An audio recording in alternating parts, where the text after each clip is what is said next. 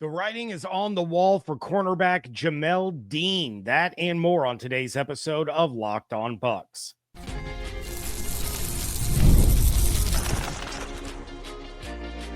You are Locked On Buccaneers, your daily Tampa Bay Buccaneers podcast. Part of the Locked On Podcast Network, your team every day. What's up, and welcome into this episode of Locked On Bucs, your daily podcast covering the Tampa Bay Buccaneers, part of the Locked On Podcast Network, your team every day. I want to thank you for making Locked On Bucs your first listen review every day. Don't forget you can subscribe or follow for free on YouTube or wherever you get your podcasts. And of course, you can follow along on Twitter. I am James Yarcho at JYarcho_Bucs, credential member of the media covering your Tampa Bay Buccaneers, here with you 5 days a week along with the everydayers. And for that, I want to share my appreciation for your continued support of the show. One of the ways you can support the show is become a Locked On Bucs insider. You're going to get news, rumors, updates, general thoughts, one-on-one conversations with me via text message. Go to joinsubtext.com/LockedOnBucs or click the link in the show notes to become an insider today. This episode is brought to you by FanDuel. Right now, new customers can bet just $5, and if your bet wins, you'll get $300 in bonus bets to use across the app. Talking more about that offensive line shuffle and what to expect from SirVocea Dennis moving forward, especially this week against the Houston Texans. That's all coming up in a little bit.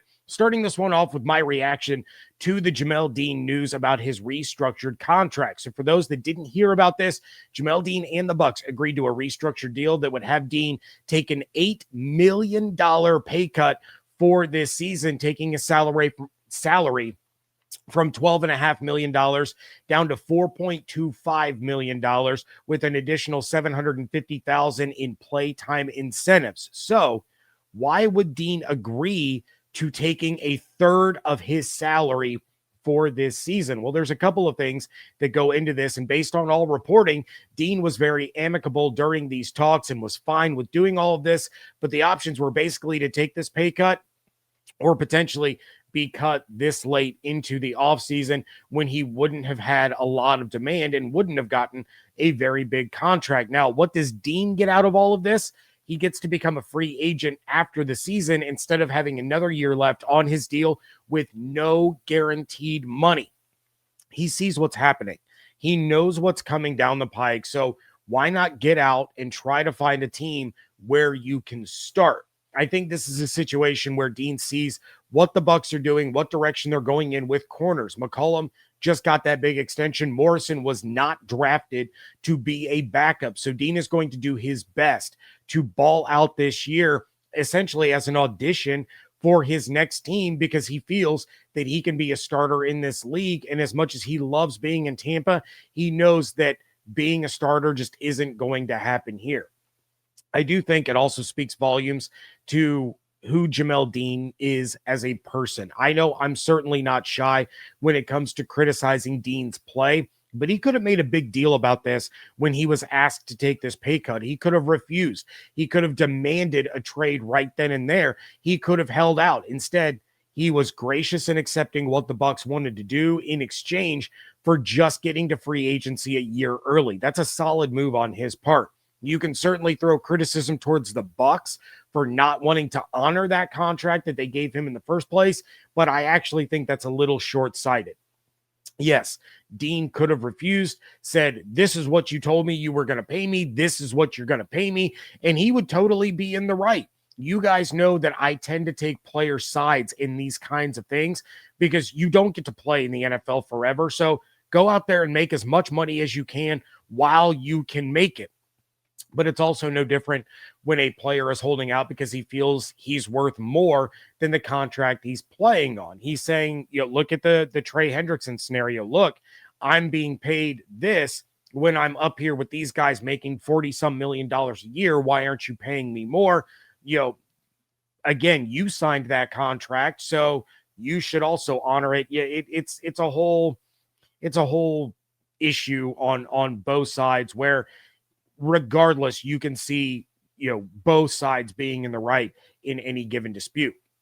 The Bucs in this particular situation obviously didn't feel like he was worth the $12.5 million a year based on his performance. Maybe they're right.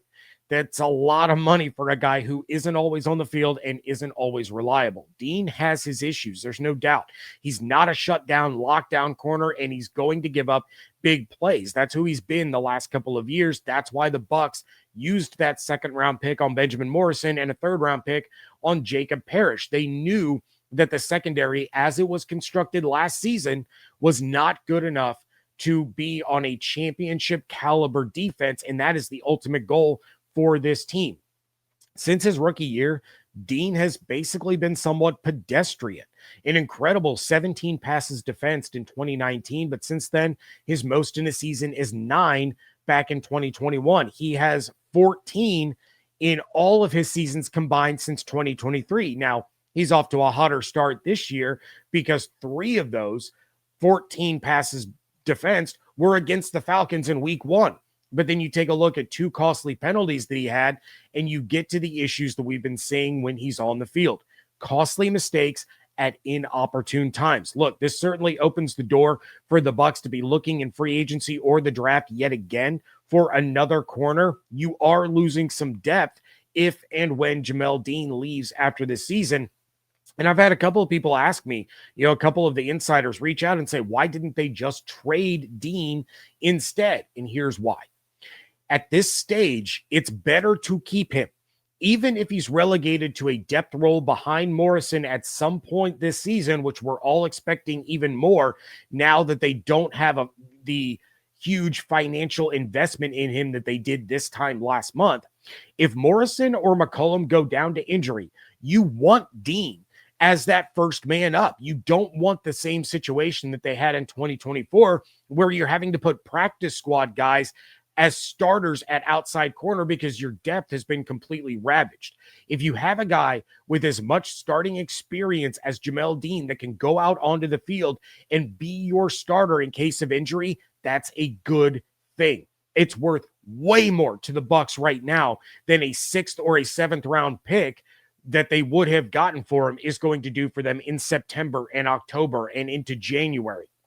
When you're trying to win a championship, you have to be able to rely on those depth pieces, and Dean would be one of the best backup corners in the league if Morrison takes over as a starter. It's the same as the question that I've gotten from some of the insiders about Rachaad White. He's in a contract year. Bucky's the starter. Why not trade him and get a pick for him? Well, it's because if something happens to Bucky, Rachaad goes right back to being the top running back on the team, and that's going to be more reliable than handing the job over to Sean Tucker or Josh Williams. It's nothing against them. I like both of those guys. But you know that Rachaad can do the job because we've seen him do the job for a few years.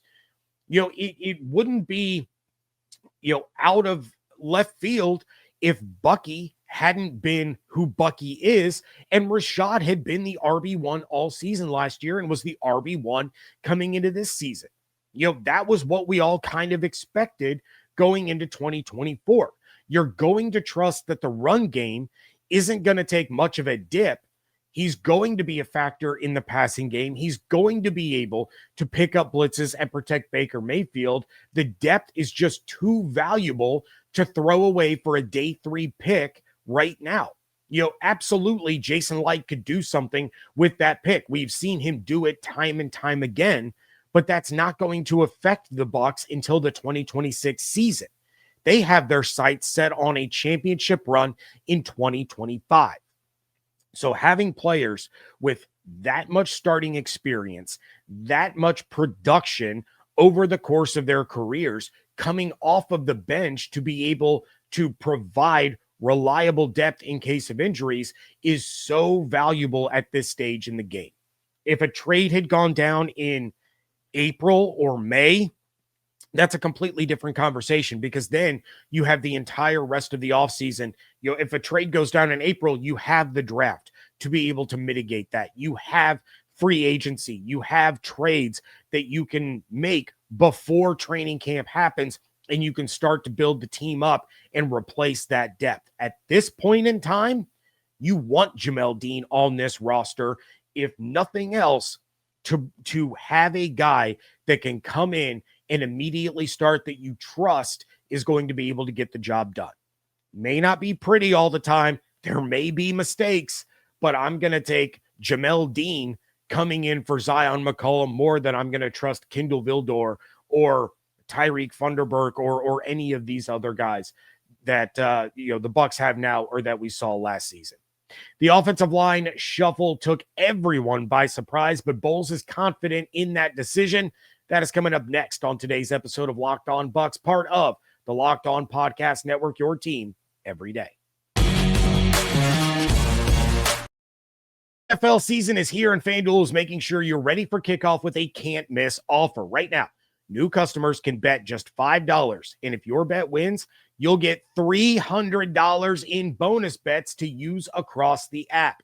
FanDuel is where I always go to place all my parlays, my prop bets, my game bets for just about every sport. I got a group of friends. We do a group parlay on FanDuel every single week, and it definitely adds a little bit of spice to your NFL Sundays. Right now, the Buccaneers are 2.5-point underdogs on the road in Houston against the 0-1 Texans with an over-under of 42.5, while the Bucs odds to win the NFC South have jumped to -170. So are you ready to play? Download the FanDuel app now by visiting FanDuel.com to get started. That's FanDuel.com to place your first $5 bet. When the opening whistle blows on a new repair, get your crew moving forward with Supply House. Order today and see the parts on your doorstep tomorrow. Over 280,000 plumbing, HVAC, and electrical items from the most trusted brands in the business. Their real-time inventory and honest lead times keep you from punting projects, while their industry-leading customer service always has your blind side covered. The part finder tools and 3D schematics can save you hours on jobs where every detail matters, and their trade master perks like priority shipping and dedicated support make the whole process smoother. Join the free Trade Master program today and score serious perks like priority shipping, lower prices, and a dedicated support line. Visit supplyhouse.com to sign up for free and use promo code SHNFL and the number 5 for 5% off your first order. That's supplyhouse.com. Real people, real service. Thank you again for making Locked On Bucs your first listen review every single day. Lots of talk since Sunday about the changes along the offensive line right before kickoff in week 1. But as I mentioned on the immediate reaction episode, this was something that the Bucs have been working on for a couple of weeks. It's just that they didn't go out of their way to make it public, and no one in the media thought to ask because no one had a reason to ask about the offensive line. We thought we knew what the situation was going to be. Now, Todd Bowles talked about these changes and gave a little more of an idea of their thought process heading into week 1 when he spoke with the media earlier this week. Quote, "When we gave Graham Barton a couple of reps out there at tackle at first it was we were doing it out of emergency. We were like, hey, he looks pretty good out there. Then Ben looked pretty good at center, and then we just started messing with it a little bit. The more we saw it, the more it started coming into focus. When I first asked Barton to do it, I just said in case of emergency. So he took a few reps out there. Then it kind of got to be of an emergency, and he started looking better and better, and he was firing off the ball in the running game. I was like, hey, we might be more physical with Graham at tackle and Ben at center and with Jordan at guard because he had a good preseason. Nobody really wanted to say it, but it was like, hey, we probably need to do this. Then it kind of came to fruition," end quote. Ultimately, it was Bowles who made the final call to move Barton to tackle and Bredesen to center. Quote, "Between me, Kevin Carberry, and Grizz, we all talked about it and we all saw the same thing, but nobody wanted to say it. So I was the bad guy to say it." But they were like, yeah, he does. He does look very good out there. This is pretty good. And then we went with it, end quote. This is the alignment that we're going to get from the Bucs until Wirfs returns. Now, the Bucs don't practice until Thursday, so we don't know if Wirfs is going to be back on the practice field yet. But even if he is, he certainly is not going to be playing on Monday against a loaded Houston defense that, this alignment that they're going with is going to have, they're going to have a tough time. Against the Falcons, the Bucs O-line allowed 1 sack and Baker was pressured on 5.4% of his dropbacks, which is honestly a lot lower than I thought it would be. I felt like Baker was under more pressure than that, but Baker wasn't great throughout the game.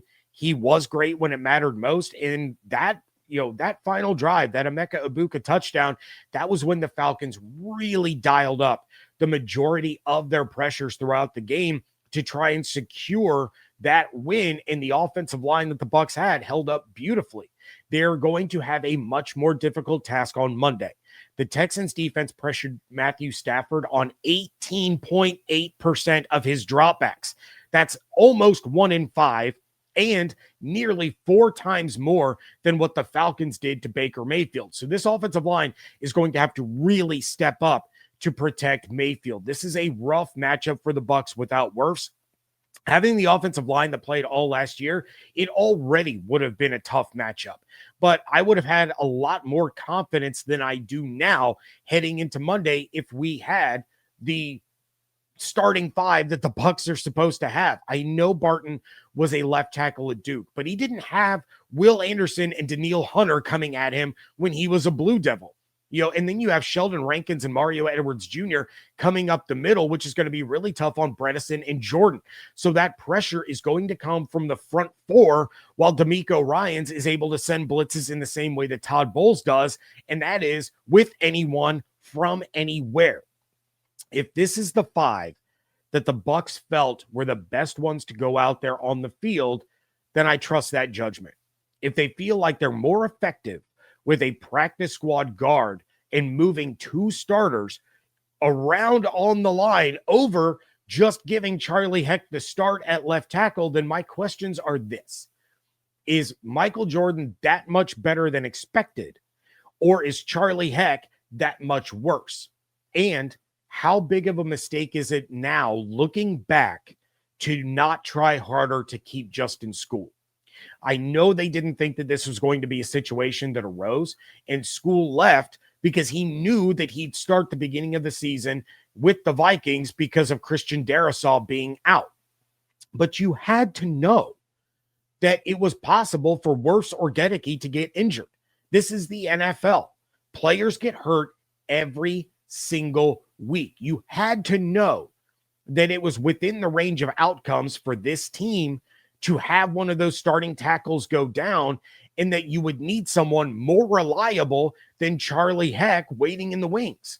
Of course, hindsight is always 20/20, but that really seems like a blunder that was made in the offseason that is now rearing its ugly head for this team to start 2025.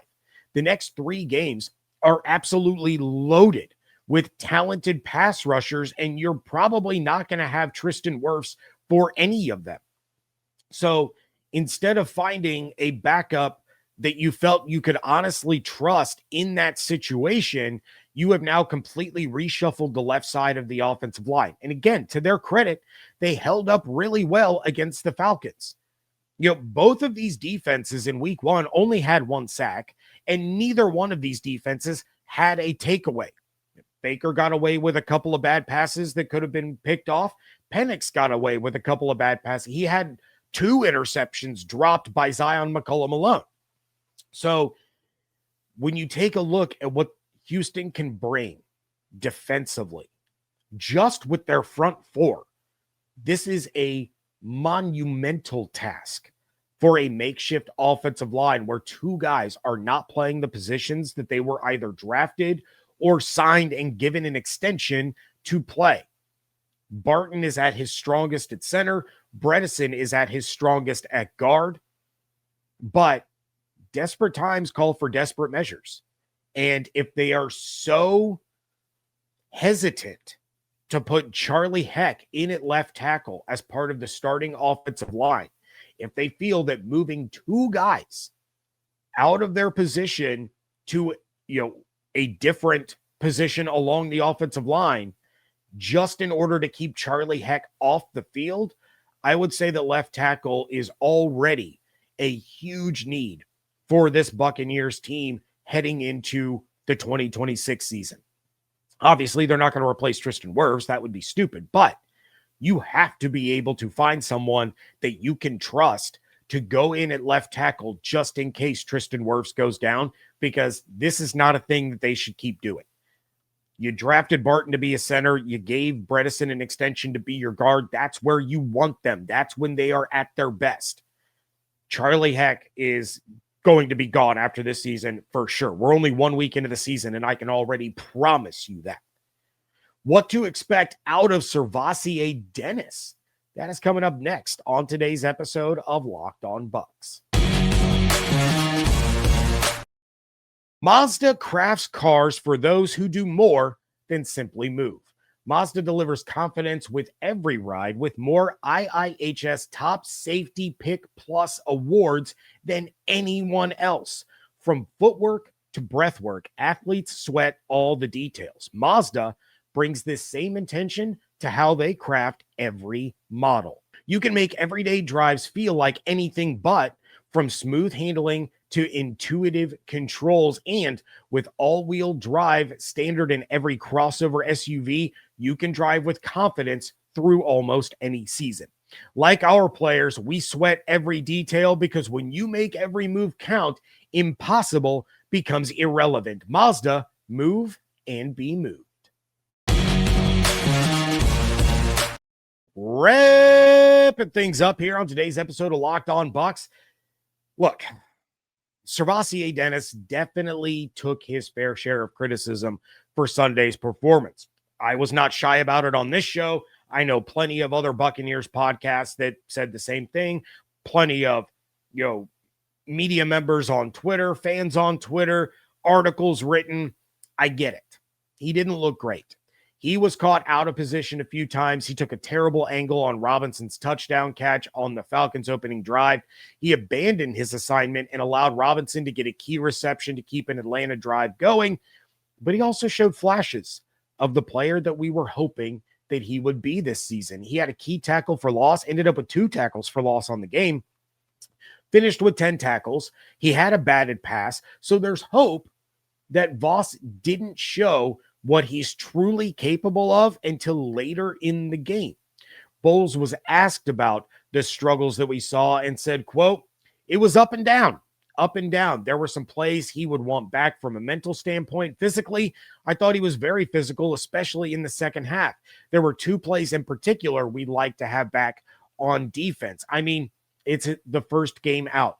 He's got a lot on his plate. He does a lot of things for us. We expect him to carry those out. Obviously, he got a little anxious on those, but he'll calm down the next couple of weeks," end quote.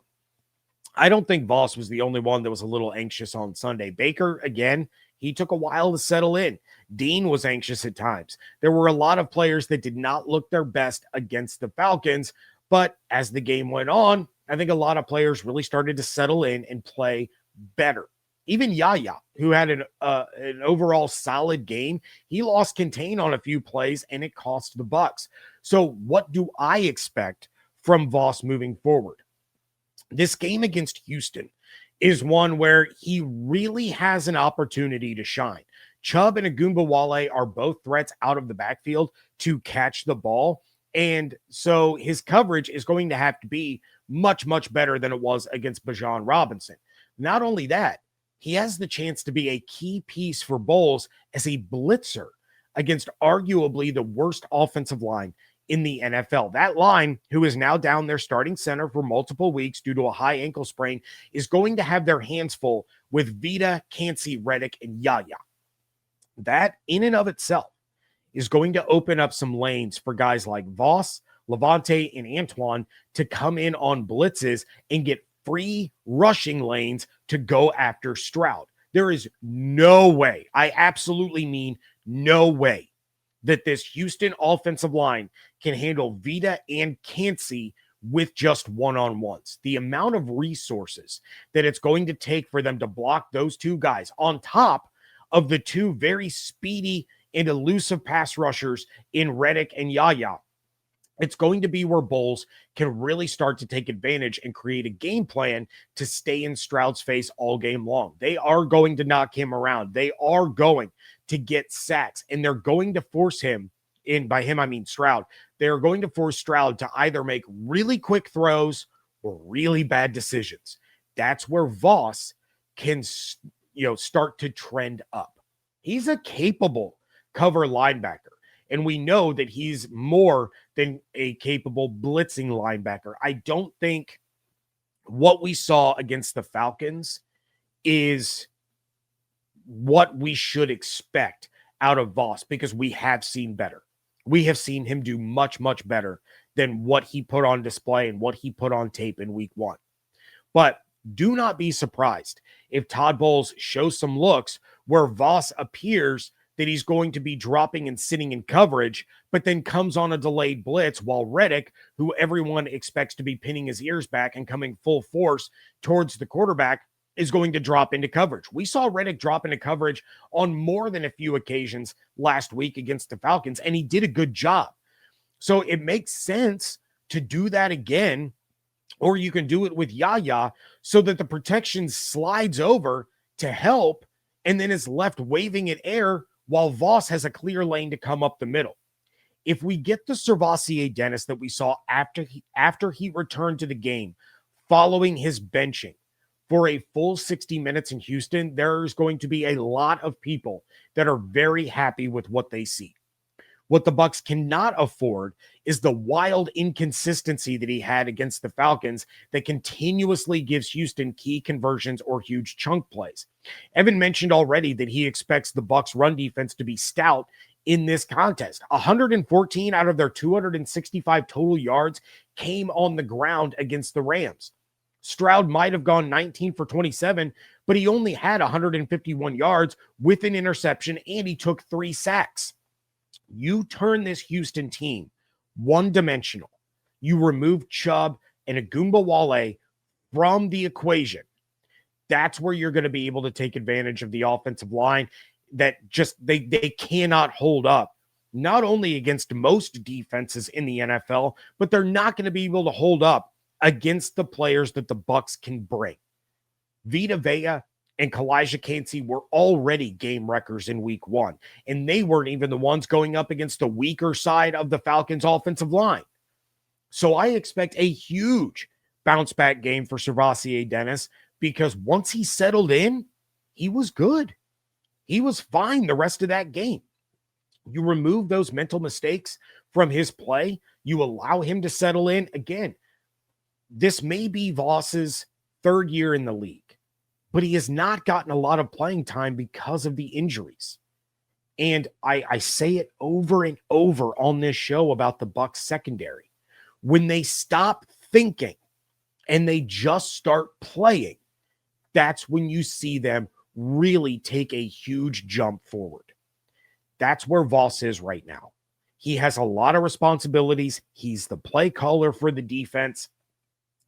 He's thinking. We don't want Voss to think. We want him to just play, to become so comfortable in this defense with his assignments, with his responsibilities, that he doesn't have to think. He just goes out there and plays. It's second nature. That's what you need to see from Voss. He can take a big step forward towards that against this Houston offense, but we need to see him play, not think.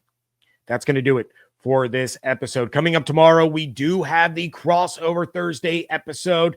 Very excited for this one. Going to be interested to hear what we learn about the Houston Texans. Make sure that you check that out. But in the meantime, please make sure you are subscribed on YouTube with the notifications turned on, as well as wherever you get your podcasts.